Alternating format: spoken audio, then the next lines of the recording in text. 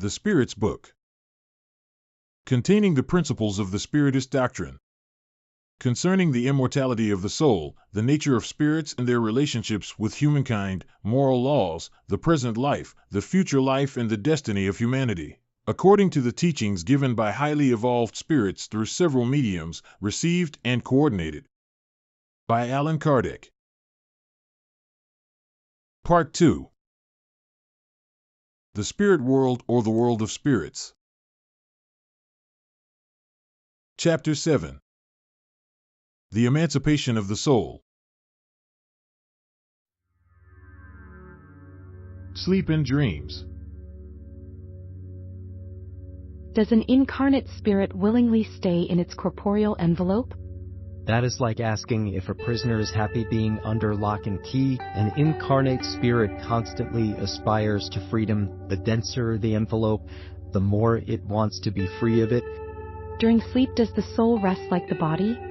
No, a spirit never remains inactive. During sleep, the bonds that join it to the body are loosened, and since the body does not need it while sleeping, the spirit travels through space and enters into a more direct relationship with other spirits.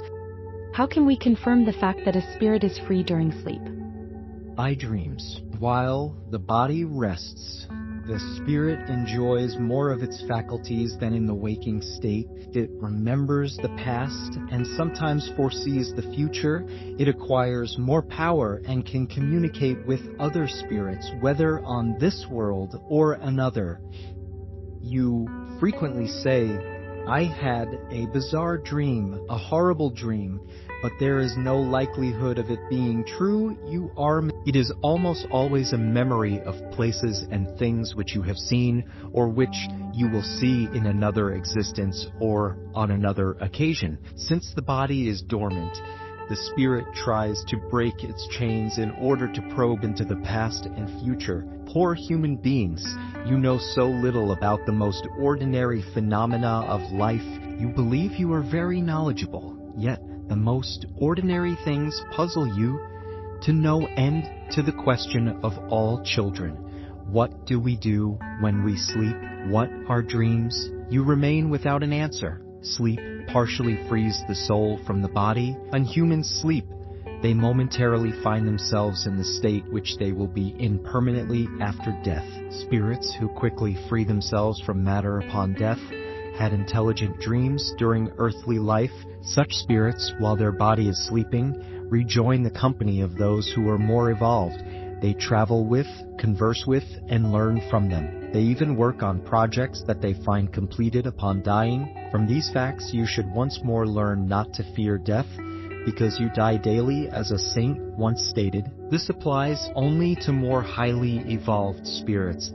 However, the mass of spirits who at death must remain in a state of confusion for some time, that uncertainty of which we have already spoken to you, either go to worlds even less evolved than Earth, where former affections call to them, or where they seek out pleasures that are perhaps even baser than those they indulge in here. They go to take in doctrines even viler, more ignoble, and more noxious than those they profess among you. What engenders sympathies on Earth is nothing other than the fact that, upon awakening, they feel linked to the hearts of those with whom they have just spent 8 or 9 hours of happiness or pleasure. Moreover, the insuperable antipathies they feel at the bottom of the heart for certain individuals may be explained by the fact that they have a consciousness that is different from their own.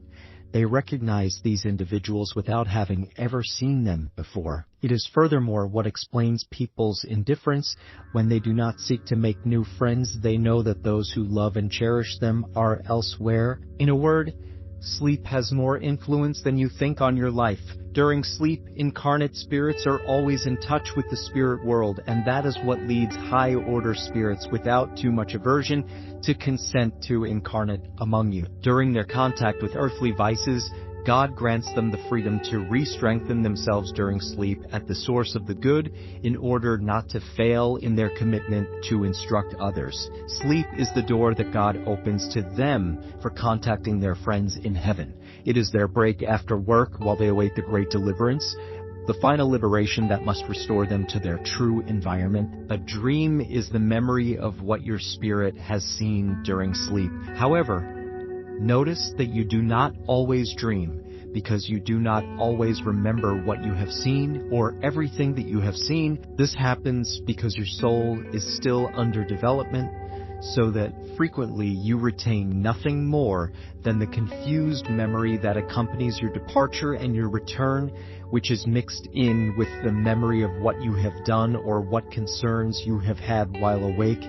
Otherwise, how do you explain those absurd dreams that both the wisest and the simplest individuals endure? Bad spirits also use dreams to torment weak and cowardly souls. Furthermore, you will soon see another type of dreaming develop, a type as ancient as the kind you already know about, but of which you are ignorant. It is the dream of Joan of Arc, the dream of Jacob, the dream of the Jewish prophets and certain Indian seers. This sort of dream is the remembrance of the soul entirely disengaged from the body, the memory of that other life of which I have just spoken to you. Try hard to distinguish between these two types of dreams among those that you remember. Unless you do, you will fall into contradictions and errors that could be disastrous for your faith. Why don't we always remember our dreams? During what you call sleep, you only experience the repose of the body because the spirit is always in motion. During sleep, it recovers a little of its freedom and communicates with those who are dear to it either on this world or on others. But since the body is composed of heavy and dense matter, it is difficult for it to retain the impressions received by the spirit because the spirit did not receive them through the Bodhi's organs in the first place. What should we think about the various meanings attributed to dreams? Dreams are not true in the sense that fortune tellers, for example, understand them, for it is absurd to believe that dreaming about one matter necessarily foretells another. They are true in the sense that they present real images to the spirit, but these images often have no relation to what occurs in its corporeal life. Furthermore, as we have stated many times, they are a memory of the past. Lastly, they may also sometimes be a presentiment of the future if God allows it, or a vision of what is occurring at the moment in another place to which the soul has gone. Don't you have numerous examples of persons who appear in dreams to warn relatives and friends about what is happening to them? What are these apparitions if not the soul or spirit of these persons communicating with you? When you confirm that what you have seen has really occurred, isn't it obvious that the imagination has had nothing to do with it, especially if the event was absolutely not in your thoughts while you were awake? Frequently, things are seen in dreams that appear to be presentiments about matters that end up not occurring.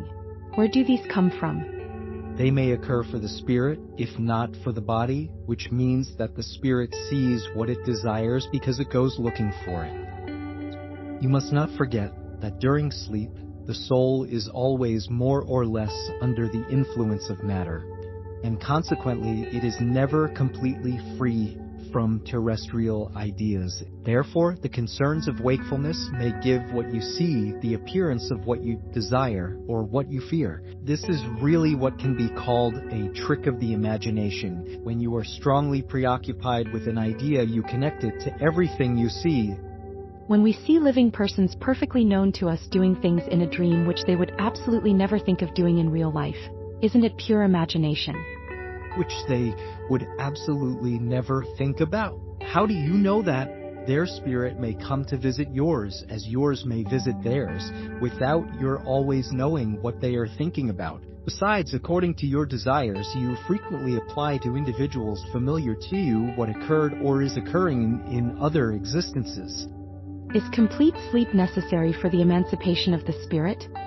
No, the spirit recovers its freedom whenever the senses become sluggish. It takes advantage of every moment of respite that the body offers it to emancipate itself. As soon as there is a prostration of the vital forces, the spirit disengages itself. The weaker the body is, the freer the spirit will be. Sometimes it seems to us that we hear within us distinctly pronounced words that have no relation to what we are preoccupied with. Where do they come from? Yes, even entire sentences, especially when the senses begin to grow dull. It is sometimes the faint echo of... During the time that the spirit is disengaged from matter and acts as a spirit, does it know the time of its death? It often has a presentiment. Sometimes it has a very clear awareness of it, which gives it an intuition about it while awake. That is why some individuals sometimes foresee their own death with great precision. Can the activity of the spirit during the repose or sleep of the body fatigue the body? Yes, because the spirit is connected to the body like a balloon tied to a post, in the same manner that the jerking movements of the balloon shake the post. The activity of the spirit reacts upon the body and may produce fatigue. Visits between the spirits of living persons. The principle of the soul's emancipation during sleep seems to indicate that we live two lives simultaneously. That of the body involving our life of outward relationships and that of the soul involving our life of concealed relationships. Is this precise? In the state of emancipation, the life of the body yields to that of the soul, but properly speaking, there are not two lives. Instead, they are two phases of the same life. People do not live dual lives. Can two people who know each other visit each other during sleep? Yes, and many others who do not think they know each other while awake meet and converse without even suspecting it. You may even have friends in another country. The phenomenon during sleep in which you visit friends, relatives, acquaintances, and individuals who may be useful to you is so frequent that you experience it almost every night. Of what use are these nocturnal visits if we do not remember them? Ordinarily, upon awakening, an intuition remains that is almost always the origin of certain ideas which arise spontaneously without your being able to explain them, and which are but the ones grasped during such colloquies. Can people cause spirit visits at will? For example, can they say upon going to bed, "Tonight I wish to meet in spirit with such and such person to speak with him, her and tell him her about such and such thing"? Here is what actually happens. The person sleeps and the spirit wakens, but the spirit is often very far from following what the person resolved while awake, because the life of the person interests the spirit very little when it is set free from matter. This applies to individuals who are already quite evolved, though. The others spend their spirit existence in an entirely different manner. These either give in to their passions or remain inactive altogether. Thus, it may happen that, depending on the reason proposed, the spirit may go to visit individuals it wanted to, but the mere desire, while awake to do so, is not its reason for actually doing it. Can a certain number of incarnate spirits meet and form a gathering? Of course, the bonds of friendships, old or new, frequently reunite a number of spirits who feel happy at being together. If a person believed a friend to be dead but who in reality was not, could that person meet the friend in spirit, and thus know that she was still alive? In such a case, could this person have an intuition about it upon awaking? As a spirit, the individual can certainly see the friend and know how she is. If the belief in her death was not meant as a trial, the person will have a presentiment that she is alive or that she is in fact dead.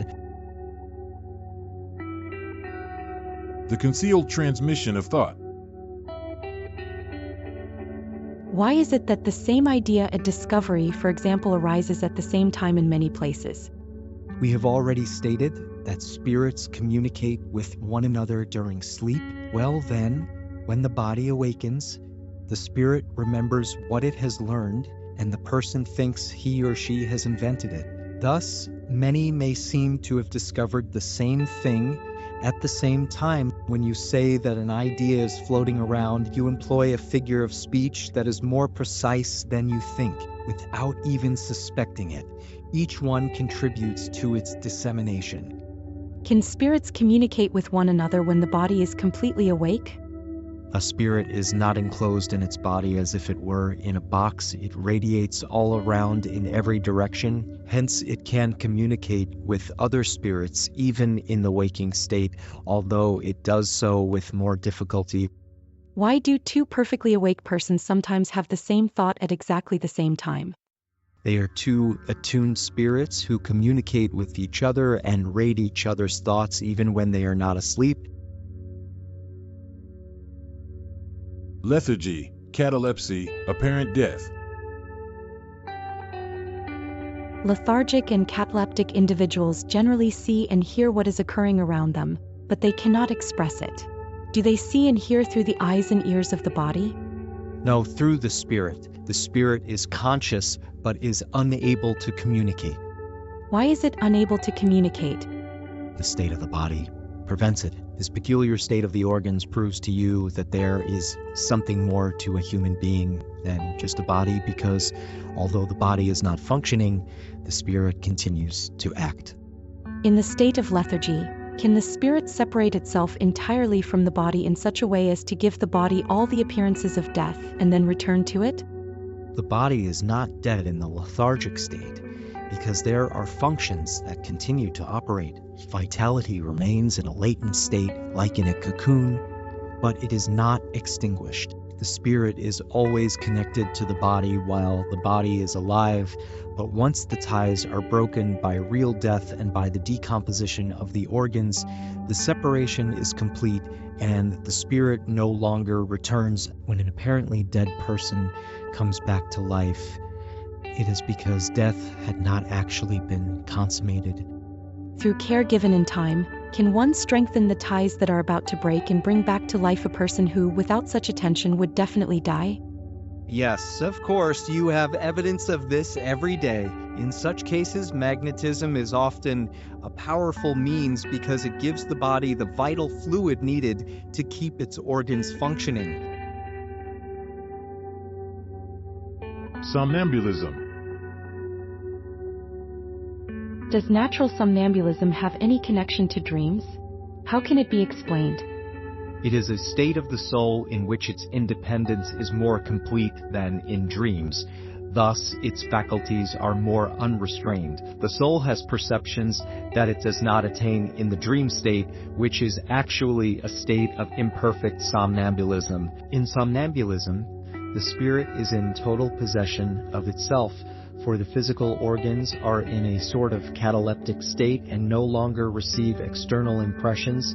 This state manifests especially during sleep, the time during which the spirit can temporarily leave the body while the body enjoys the repose that is indispensable to matter. When somnambulistic related activity occurs, it is because the spirit is preoccupied with one thing or another that requires the physical body, which it then uses in the same way it would if it were to employ a table or other material object in the phenomena of physical manifestations, or a hand in written communications. In dreams that you are conscious of, the sensorial organs, including those related to memory, begin to awaken and imperfectly receive the impressions produced by objects or external causes and communicate them to the spirit. The spirit, also in a state of repose, only perceives confused and often fragmentary sensations which, without any apparent reason, are mixed in with vague memories of either the present life or previous ones. It is therefore easy to understand why somnambulists do not remember anything and why most of the time the dreams they do remember have no meaning. I say most of the time because sometimes dreams are the consequence of a precise memory of events of a previous life, and sometimes even a sort of intuition of the future. Does so-called magnetic somnambulism have any connection to natural somnambulism? It is the same thing, with the difference that it is artificially induced. What is the nature of the agent called the magnetic fluid? It is the vital fluid, animalized electricity, modifications of the universal fluid. What is the cause of somnambulistic clairvoyance? We have already told you, it is soul sight. How can the somnambulist see through opaque objects? No object is completely opaque except to your dense organs. We have already stated that matter is no obstacle to spirits. since they can pass right through it. Somnambulists frequently tell you that they see through their forehead, through their knee, etc., because you are entirely immersed in matter and do not understand that they can see without the help of the organs. Nonetheless, at your insistence, they believe they actually need them. If you were to leave them alone, however, they would understand that they see through all the parts of the body, or rather, that they see apart from their body. Since the clairvoyance of somnambulists is that of their soul or spirit, why don't they see everything, and why do they so often make mistakes? First, it is not given to imperfect spirits to see everything and know everything. You know very well that they still share your errors and prejudices. Second, while they are connected to matter, they do not enjoy all their spirit faculties. God has given clairvoyance to humankind for a useful and serious purpose, and not so that it may learn what it should not know. That is why somnambulists do not know everything. What is the source of somnambulists' innate ideas, and how can they speak with such precision about things of which they are ignorant in the waking state, and which are even above their intellectual capacity? It just so happens that somnambulists possess more knowledge than you might think, but it is dormant. Their corporeal envelope is too imperfect for them to be able to remember such knowledge. But who are they, after all? Like us, they are spirits who have incarnated to fulfill their mission, and the somnambulistic state into which they enter wakens them from this lethargy. We have repeatedly told you that humans live many times. This change is what causes the material loss of what they had learned in a previous life. When they enter what you call the crisis state, they remember what they already know, but not always completely. They know, but they cannot say where such knowledge comes from or why they have it. When the crisis passes, the memory is erased entirely and they are once again in the dark. How do you explain the remote viewing ability that some somnambulists experience? Doesn't the soul travel about during sleep? The same thing occurs in somnambulism. Does the greater or lesser development of somnambulistic clairvoyance depend on the physical organization of the body or on the nature of the incarnate spirit? On both. There are physical dispositions that allow the spirit to disengage itself easily or not so easily from matter. Are the faculties that the spirit of the somnambulist enjoys the same as those of the spirit after death? To a certain extent, but the somnambulist's spirit still finds itself attached to matter, and one must take this fact into account. Can somnambulists see other spirits? Most can see them very easily, but it depends on the nature and degree of their lucidity. However, sometimes they do not at first understand and mistake them for corporeal beings. This happens especially with those who have no knowledge of spiritism because they do not yet comprehend the nature of spirits. Their human appearance fools them, and that is why they think they are seeing living persons. Do somnambulists who see at a distance see from the place where their body is or from where their soul is? Why ask such a question, since it is the soul that sees and not the body? Since it is actually the soul that travels about, how can somnambulists experience in their body the sensations of the heat or cold of the place where their soul is, which is sometimes very far from where their body actually is? Their soul has not entirely left the body. It always remains connected to it by the tie that joins them, and this tie is the conductor of sensations. When two persons correspond between one city and another by means of electricity, the electricity is the tie between their thoughts. Thanks to it, they can communicate as though they were right next to each other. Does the use that somnambulists make of their faculties during life influence the state of their spirit after death? Very considerably, like the good or bad use of all the faculties that God has given to human beings. Ecstasy.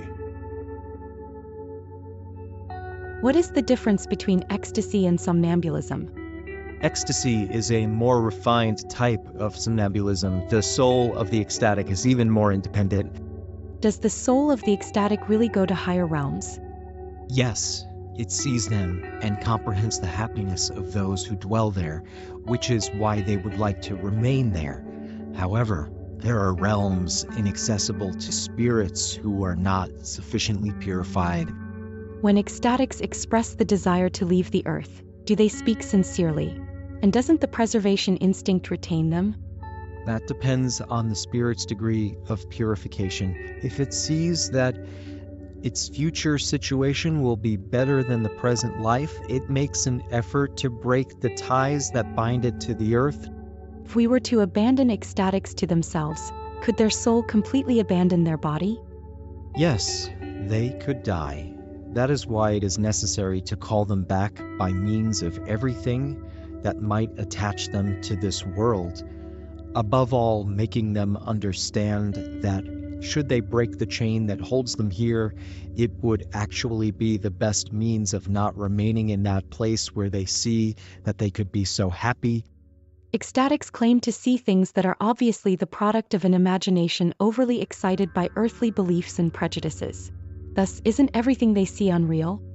What they see is real to them, but since their spirit is always under the influence of earthly ideas, they may see it in their own way, or rather, they may express it in a language according to the prejudices and ideas they were raised with, or the ones you were raised with, in order to make themselves better understood. It is especially in this sense that they can err. What degree of trust can be placed in ecstatics' revelations? Ecstatics can be mistaken quite frequently, especially when they want to grasp what must remain a mystery for humankind. In such cases, they may transmit their own ideas, or they may become the pawns of deceiving spirits who take advantage of their enthusiasm in order to delude them. What consequences may be drawn from the phenomena of somnambulism and ecstasy? Could they be a sort of glimpse into the future life? Or better stated, they get a glimpse into the past and future life. Humans should study these phenomena because they will find in them the solution to more than one mystery that their reason has tried to grasp in vain. Could the phenomena of somnambulism and ecstasy be brought into harmony with materialism? Those who study them in good faith and without preconceived ideas could be neither materialist nor atheist. Second sight. Does the phenomenon called second sight have any connection to dreaming and somnambulism? All of this is one and the same thing. What you call second sight is again the spirit in a state of greater freedom, even though the body is not asleep. Second sight is the sight of the soul. Is second sight permanent? The faculty, yes. The ability to exercise it, no. On worlds less material than yours, spirits disengage themselves more easily, and while still maintaining articulated language, they communicate with one another through thought only. Second sight is also a permanent faculty for the majority of them. Their normal state may be compared to that of your lucid somnambulists, and that is also why they manifest themselves to you more easily than those who are incarnated in denser bodies. Does second sight develop spontaneously or by the will of those who possess it? Most of the time it is spontaneous, but the will can often play a large role too. Thus, you can take certain individuals called fortune tellers, for example, some of whom possess this faculty of second sight, and you will see that it is their own will that helps them enter such a state, what you call vision. Is second sight capable of being developed through practice? Yes. Effort always leads to progress, and the veil that covers things becomes clearer. Is this faculty linked to one's physical organization? Certainly, physical organization plays its role. There are organizations that are incompatible with this faculty. Why does second sight appear hereditary in certain families? It is due to similarity of organizations, transmitted like other physical qualities, and afterwards development of the faculty through a kind of education, which is also transmitted from one to the next. Is it true that certain circumstances can cause second sight to develop? Illness, the approach of danger, or a large crisis may develop it. In such instances, the body is sometimes in a particular state that allows the spirit to see what you cannot see with the eyes of your body. Are persons gifted with second sight always aware of it? Not always. For them, it is a completely natural thing, and many believe that if others paid closer attention to themselves, they would realize they possess the same faculty. May we attribute to a sort of second sight the astuteness of certain persons who, without appearing to have anything extraordinary about them, judge things with more precision than others? It always involves the soul. The soul radiates more freely and judges better than when under the veil of matter. In certain cases, can this faculty provide foreknowledge of future events? Yes, it may also provide a presentiment. There are many degrees of this faculty, and the same individual may possess all or only some of them.